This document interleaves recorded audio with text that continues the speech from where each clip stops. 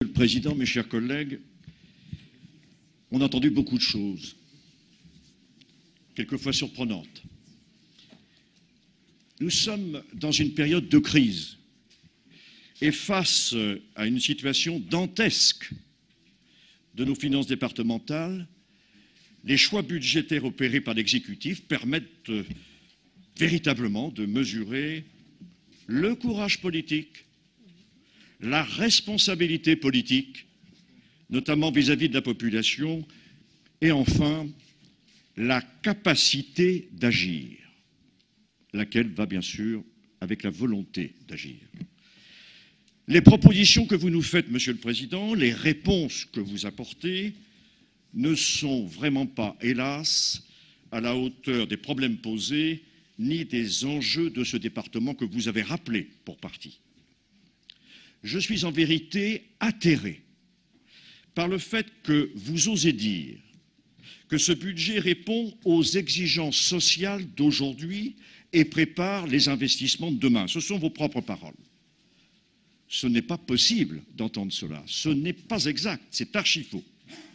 Ce ne sont en fait que des mots qui cachent une réalité cruelle. Vous êtes au pied du mur et vous nous emmenez droit dedans. Nous ne pouvons l'accepter.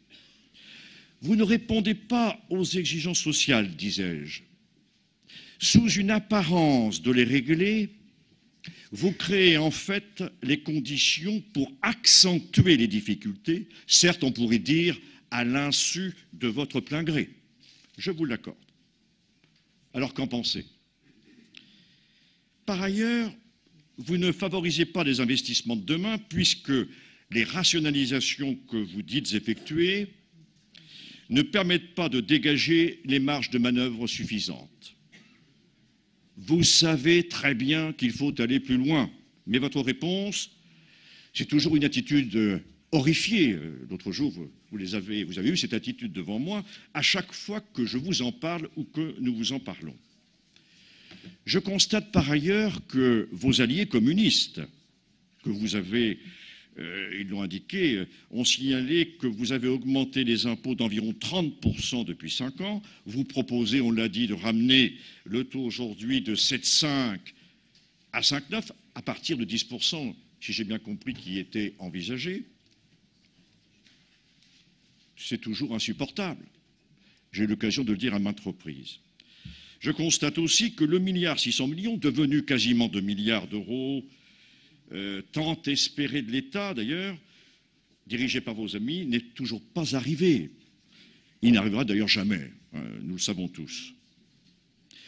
Vous avez cependant reçu quelques millions d'euros, vous avez souligné cela de manière très forte, qui ne vous permettent même pas de sortir autant que nécessaire la tête de l'eau.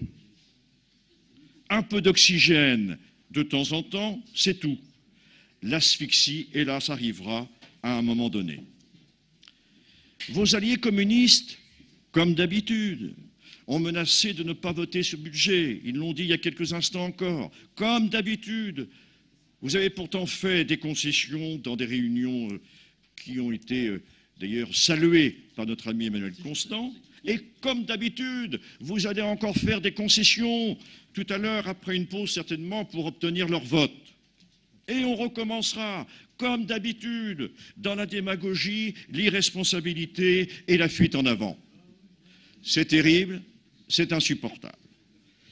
Vous avez par ailleurs parlé de budget de refondation, mais ce n'est pas possible de dire cela, puisque vous êtes justement dans l'incapacité de reconstruire sur des bases nouvelles, dans la mesure où vous ne voulez pas justement les changer. Oui, ce n'est pas un budget de rigueur, c'est un budget d'austérité, Monsieur le Président de l'Assemblée nationale. Jean-Michel Buteau et Pierre Laporte l'ont d'ailleurs dit il y a quelques instants. La péréquation avec d'autres départements mérite d'être examinée.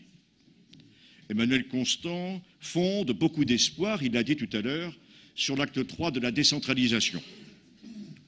Oui, mais il faut, je le répète, que vous preniez d'ores et déjà en compte les exigences qui sont les leurs, ces départements riches. Commencez à remettre de l'ordre dans la maison. Prenez des engagements sur des lignes claires, précises. Acceptez aussi les contrôles sur vos décisions et sur l'efficacité de vos décisions, autrement dit, sur la réelle mise en œuvre.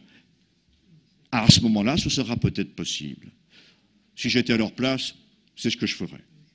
Quelques remarques encore, si vous me le permettez. Un mot sur les engagements du département et de l'État, du gouvernement sur PSA. Où donc est M. Montebourg avec son uniforme de fusilier marin? Même M. Mélenchon ne le supporte plus. Où est donc le département sur cette question? Les remarques, il y a quelques instants, de Jean-Jacques Carman sont intéressantes à cet égard.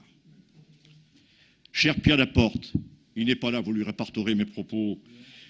Il est où, Pierre? Ah, tu m'entends, écoute.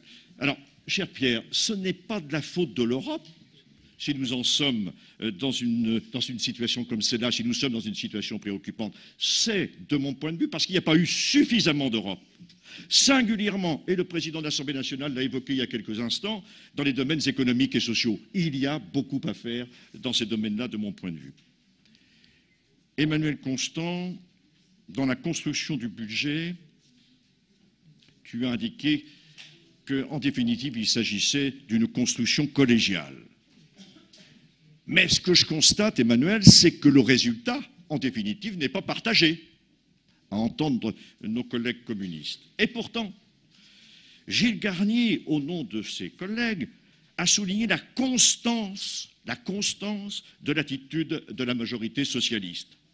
Ce n'est à rien y comprendre, d'autant que Jean-Jacques Carman, il y a quelques instants, a souligné l'inconstance de notre président dans ses décisions. La constance dans l'insuffisance n'est guère porteuse d'espoir, cher Gilles.